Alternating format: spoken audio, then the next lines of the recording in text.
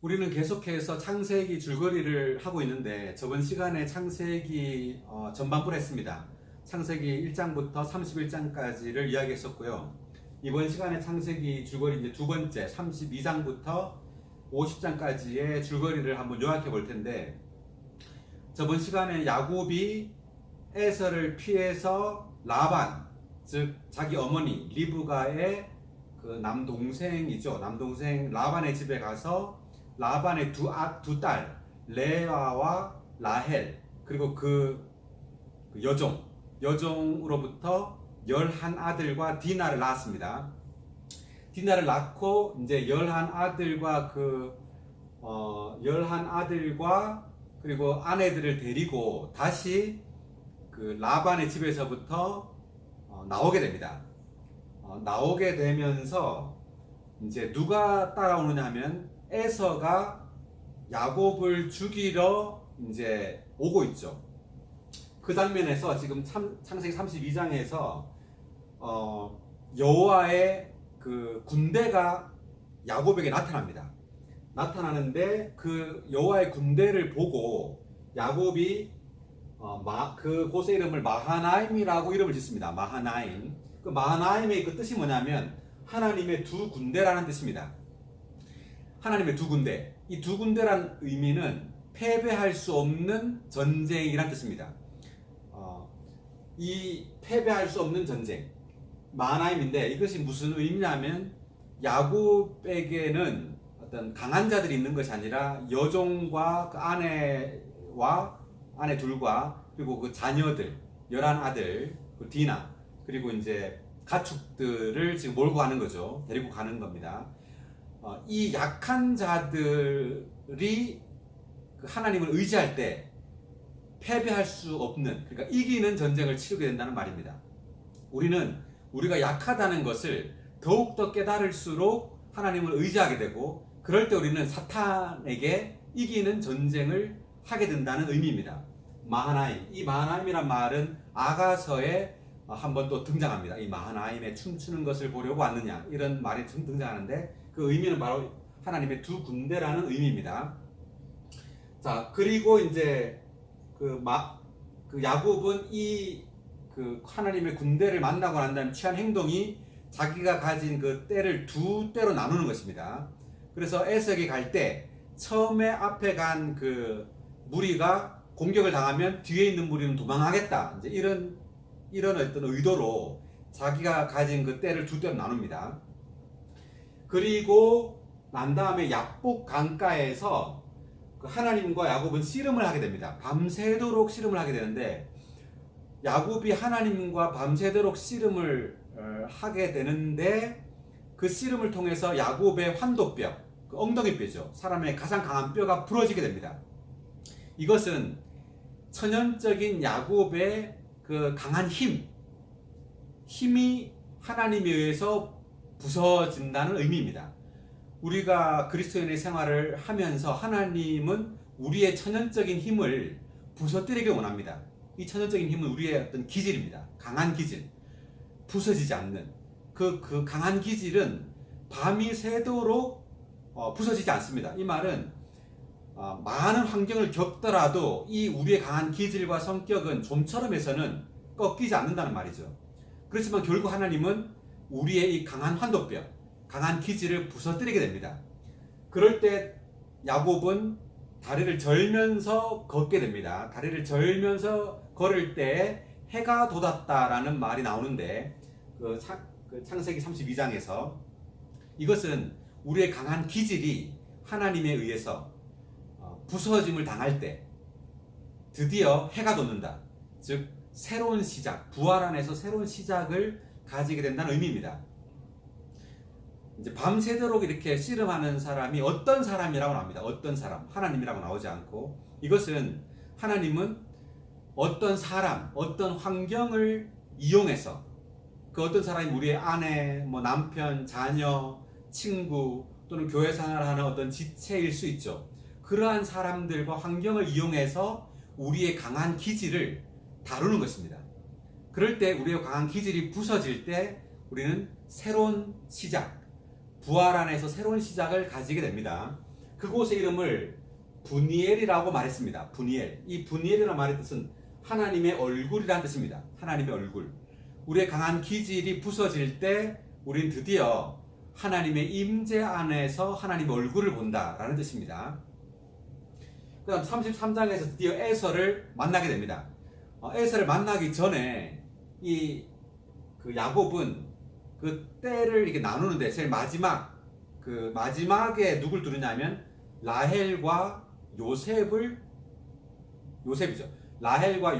두게 됩니다. 가장 사랑하는 사람 라헬, 그리고 제일 마지막에 난 11번째 아들 요셉을 제일 마지막에 둡니다. 이것은 야곱이 이제 머리를 쓰는 거죠. 제일 앞에 사람들이 다 죽으면 자기가 사랑하는 사람하고 같이 도망가겠다 이 말이죠. 그 다음 34장에서 이제 디나가 야곱의 그 딸 레아가 낳은 디나가 그 히위 족속 하몰의 아들 세겜에 의해서 강간, 더럽혀지게 됩니다. 이 더럽혀지는 사건을 당하게 됩니다. 디나가. 이것은 야곱을 더 깊게 다루는 그러한 어떤 장면입니다. 하나님께서 이러한 사건을 통해서 그 히위 족속에게 제안을 하죠. 디나와 결혼하고 싶다면 할례를 행해야 된다. 할례를. 그 할례를 행했을 때 그 찰나에 아주 고통스러워하고 있을 때 시므온과 레위, 그 야곱의 이 두 아들이 시므온과 레위가 이 족속의 모든 남자를 다 죽입니다. 칼로 다 죽이게 되죠. 그 모든 것들 다 약탈해 옵니다. 그래서 시므온과 레위가 이 히비 족속을 다 죽이게 되고 이것을 통해서 이제 도망하게 되죠. 베델로 다시 가게 됩니다. 35장에서 베델로 다시 올라가서 다 제단을 쌓습니다. 옷을 정결하게 하고 모든 어떤 귀금속이나 이런 장식품들을 다 제하라고 말합니다. 어쨌든 베델에 가서 하나님께 다시 단을 쌓게 되는데 그곳 이름을 엘베델이라고 짓습니다. 엘베델. 뜻은 하나님의 집의 하나님이라는 뜻입니다. 하나님의 집의 하나님. 즉 하나님은 그분의 집, 교회죠. 교회의 하나님. 하나님은 그 교회를 위한다. 하나님의 집의 하나님이라는 뜻입니다. 35장에서 베냐민이 출생하게 됩니다. 라헬로부터. 그러므로 라헬은 요셉과 베냐민 두 아들을 낳습니다. 실제로 라헬은 요셉과 베냐민을 낳는데 마지막 아들이 베냐민이죠. 12번째 아들. 베냐민을 낳다가 죽게 됩니다. 라헬이 죽고 베냐민이 출생하게 되는데 이것은 이 라헬은 그 야곱이 사랑했던 사람이죠. 그러므로 이 라헬은 야곱의 천연적인 선호를 상징합니다. 야곱의 천연적인 생명이 가진 그 선호, 좋아하는 것. 이것이 죽임을 당할 때 베냐민, 그리스도를 상징합니다. 베냐민은 죽임을 당할 때 그리스도가 태어난다는 의미입니다. 우리의 천연적인 생명이 죽임을 당할 때 그리스도가 우리로부터 태어난다는 영적인 의미를 가지고 있습니다. 그리고 루벤, 야곱의 첫 번째 아들입니다. 루벤이 빌하와 강간을 하게 됩니다. 빌하는 라헬의 여종이죠. 즉 야곱의 그 첩입니다. 그러니까 첩인 셈이죠. 야곱의 아버지입니다. 그러니까 아버지의 첩과 이런 통간하는 사건을 벌입니다. 루벤이. 그러므로 루벤은 어떤 저주를 받게 됩니다. 이 일로 인해서 루벤은 장자권을 잃게 되죠. 이 일로 인해서. 그 다음 37장에서 요셉이 이제 드디어 등장하게 되고 이제 요셉의 이야기가 펼쳐지게 됩니다. 37장부터. 37장 요셉이 이때 나이가 17세였는데 마지막에 11번째로 낳은 아들이기 때문에 야곱에게 있어서 요셉을 매우 사랑했습니다. 이것을 이제 요셉의 형들이 시기했죠. 그 시기하던 찰나에 요셉은 두 가지 꿈을 꾸게 됩니다. 이 두 가지가 뭐냐면 곡식단과 해와 달과 11별의 꿈입니다. 이 곡식단 그리고 별. 곡식단이 이제 야곱에게 절을 하고 그리고 별들이 야곱의 별에게 절을 하는 그 꿈을 꾸게 됩니다. 곡식은 이제 생명이고 이 별은 빛이죠. 생명과 빛에 관한 꿈, 영적인 어떤 계시입니다. 그러니까 생명과 빛에 관한 꿈, 이런 이상을 가리킵니다. 이러한 꿈을 요셉이 형들에게 말해줍니다. 그러니까 형들은 더 화가 나죠. 이제 자기의 그 곡식단들, 그 별들이 요셉의 곡식과 그 별한테 절을 하니까. 그래서 요셉의 형들이 요셉을 이집트에 팔아버립니다. 그 미디안 족속에게 팔게 되는데, 팔아놓고는 이제 요셉의 형들이 아버지 야곱에게 요셉이 짐승에게 물려 죽었다고 말하죠. 그래서 피 묻은 옷을 가져갑니다. 그래서 야곱은 요셉이 죽었다는 소식을 듣고 매우 슬퍼하게 되죠. 야곱은.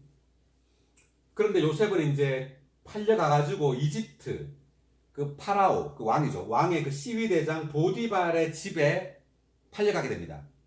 그래서 보디발의 집에 팔려가서 요셉이 똑똑하기 때문에 그 보디발의 그 가정에 있는 그 모든 어떤 것들을 다 관장하는 어떤 가정 총무랄까?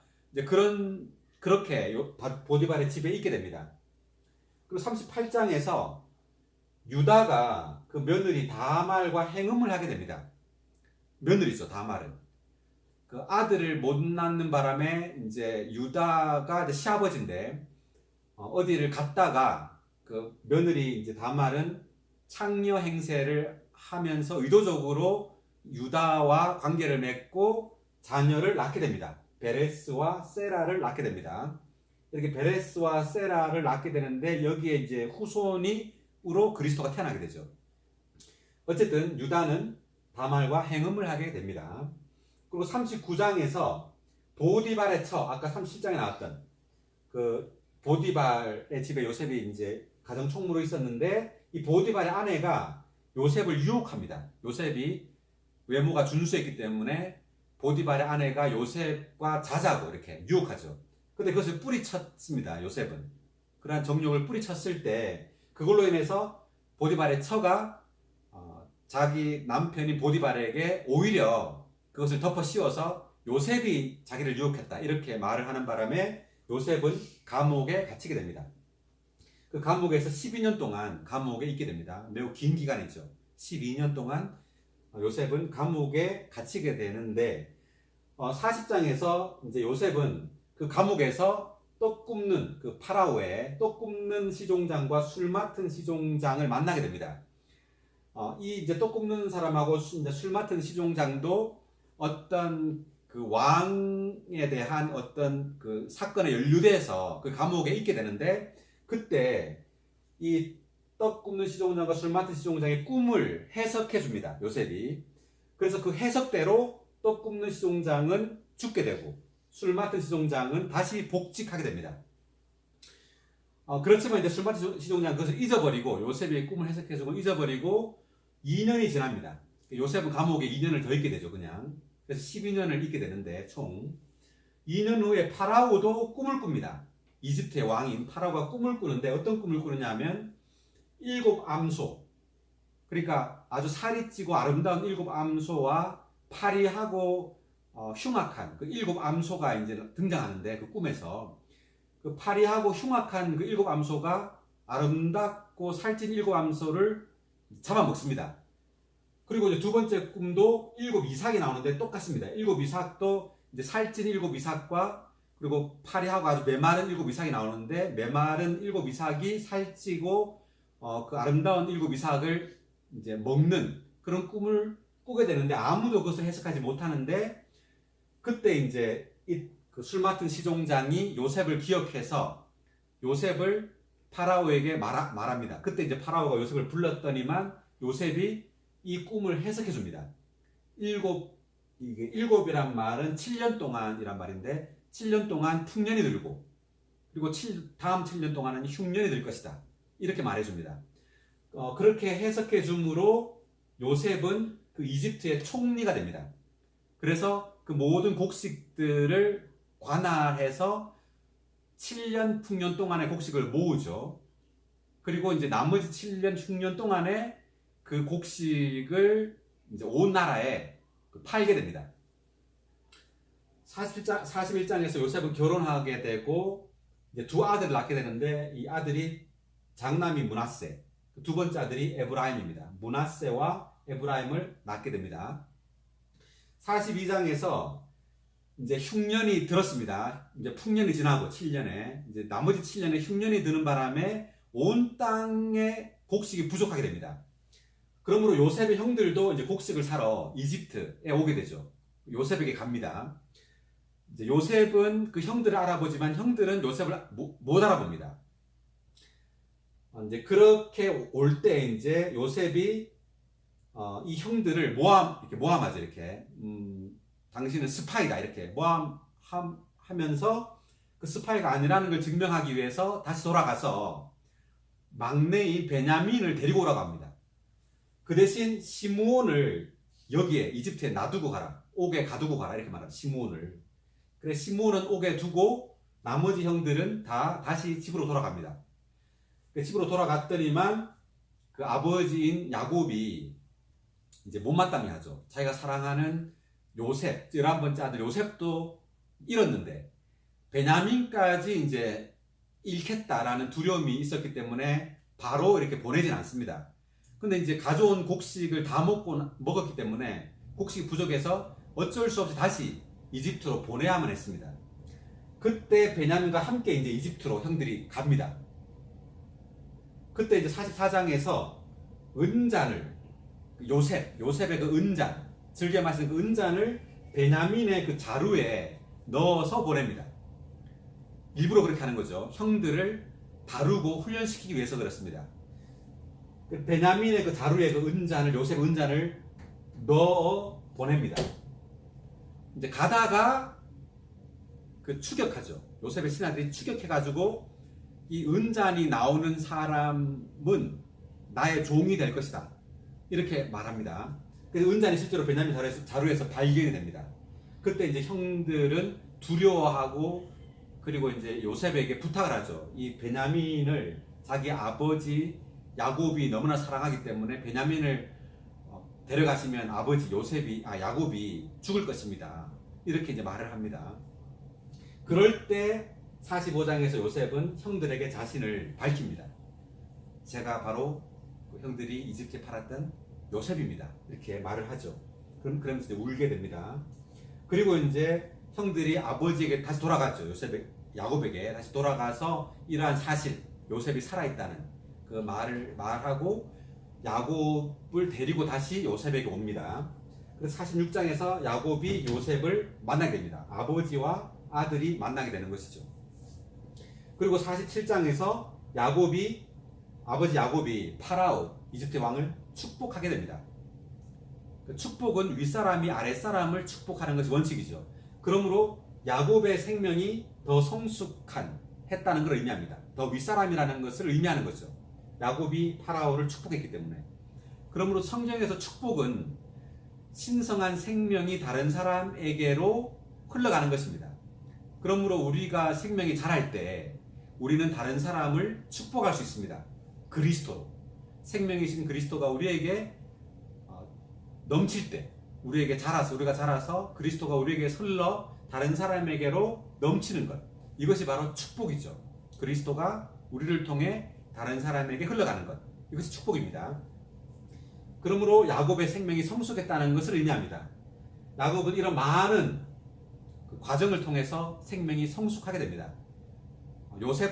자기가 사랑하는 요셉도 잃었다고 생각했었고, 그리고 라헬도 죽었죠. 자기가 사랑하는 라헬도 죽고, 베냐민까지 이제 잃으면 이르리로다 이렇게 말을 하죠.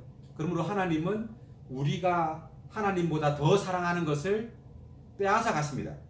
빼앗아 가심으로 이제 하나님 외에는 다른 소망이 없도록 그렇게 만드심으로 우리의 생명이 성숙하게 되는 것입니다. 자, 8월 축복하고 48장에서 야곱이 요셉의 두 아들이 누구냐면 여기에 이제 므낫세와 에브라임이죠. 에브라임을 축복하는 장면이 나오는데 므낫세가 형이고 에브라임이 동생이기 때문에 요셉은 자기 아버지에게 그 아버지가 이렇게 야곱이 이렇게 있다면 두 아들 여기가 오른쪽이라고 말한다면 오른쪽, 이게 왼쪽이라고 말한다면 여기 오른쪽 손에다가는 므낫세를 앞에 둡니다. 므낫세. 그리고 왼손에다가는 에브라임을 둡니다.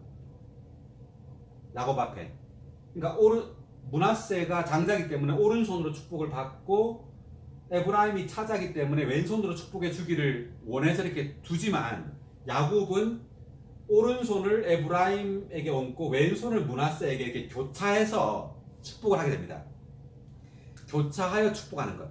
자, 이것은 무엇을 의미하느냐 하면 사람의 천연적인 생각으로는, 관념으로는 하나님의 축복이 이렇게 갈 걸로 생각하지만 사람의 천연적인 생각과는 반대로 하나님은 축복하신다는 것을 의미합니다. 예를 들어 오늘 예수 그리스도를 믿는 이들을 핍박한 사람이라면 내일은 오히려 예수를 전파하는 사람이 될 수 있습니다. 바울이 그런 사람이죠. 그러니까 우리가 생각할 때 이 사람은 하나님의 축복을 받지 못할 거야. 나쁜 사람이니까. 이렇게 생각할 수 있지만 오히려 하나님은 그 사람을 쓸 수 있다는 거죠. 이렇게 교차하여 축복하는 것. 사람의 천연적인 관념과는, 타락한 관념과는 다르게 하나님은 역사하신다는 것을 의미합니다. 그 다음 49장에서 야곱이 12아들들을 축복하게 됩니다. 야곱의 12아들들, 이스라엘 12지파죠. 12지파를 축복하게 되는데, 이렇게 축복한다는 것은 야곱의 생명이 성숙했다는 것을 의미하고, 야곱은 하나님으로 가득한 충만한 사람이었습니다. 그리고 또 한면으로는 생명이 성숙함으로 각 사람의 어떤 상태를 잘 알고 있었습니다. 그래서 각 사람마다 그 사람에 맞게 축복을 할 수 있었던 것이죠. 그러므로 우리의 생명이 자랄수록 우리는 하나님으로 충만하게 되고, 그리고 다른 사람의 각 어떤 상황을 내적인 통찰력을 가지고 알게 됩니다.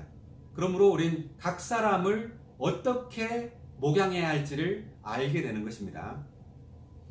그 다음에 50장에서 야곱이 이제 죽게 됩니다. 그리고 요셉도 죽어서 이집트에 입관하게 됩니다. 이렇게 창세기가 끝이 나고 이제 출애굽기에서 이스라엘 12지파로 구성된 이스라엘 민족이 이집트의 식민지, 노예로서 살게 됩니다. 이렇게 살게 되고 이제 레위의 후손인 모세가 이스라엘 민족들을 이끌고 이집트를 탈출하는 그 기록이 나오게 됩니다. 예, 오늘로써 창세기 출애굽기 창세기 줄거리를 마치겠습니다. 감사합니다.